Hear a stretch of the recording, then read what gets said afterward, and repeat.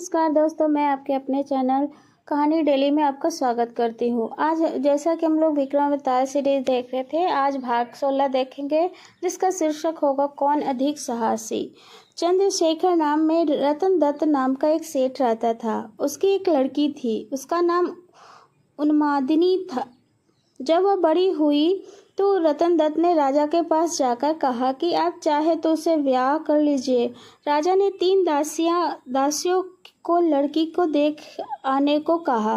उन्हें उन्मादिनी को देखा तो उसके रूप पर मुग्ध हो गए, लेकिन उन्होंने यह सोचकर कि राजा उसके वश में हो जाएगा आकर कह दिया कि कुलच्छनी है राजा ने सेठ से इनकार कर दिया। इसके बाद सेठ ने राजा के सेनापति बलभद्र से उसका विवाह कर दिया।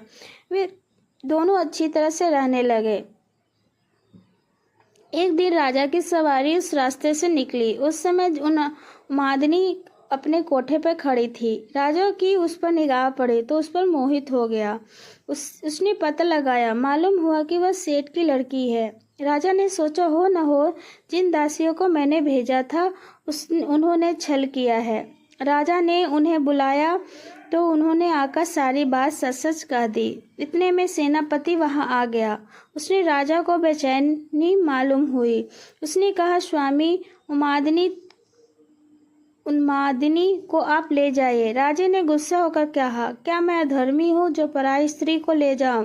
राजा को इतनी व्याकुलता हुई कि वह कुछ दिन में मर गया। सेनापति अपने गुरु को सब हाल सुनाकर पूछा कि अब मैं क्या करूं? गुरु ने कहा, सेवक का धर्म है कि स्वामी के लिए जान दे। राजा की चिता तैयार हुई। सेनापति वहां गया और उसमें कूद पड़ा। अब उन्मादिनी को यह बात मालूम हुई तो वह पति के साथ जल जाना धर्म समझकर चिता के पास पहुंची और उसमें जाकर भस्म हो गई। इतना कहकर बेताल ने पूछा, राजन बताओ, सेनापति और राजा में कौन अधिक साहसी था? राजा ने कहा, राजा अधिक साहसी था, क्योंकि उसने राजधर्म पर दृढ़ रहने के लिए उन्मादिनी को उसके पति के कहने पर भी स्वीकार नहीं किया और अपने प्राणों को त्याग दिया। सेनापति कुलीन सेवक था।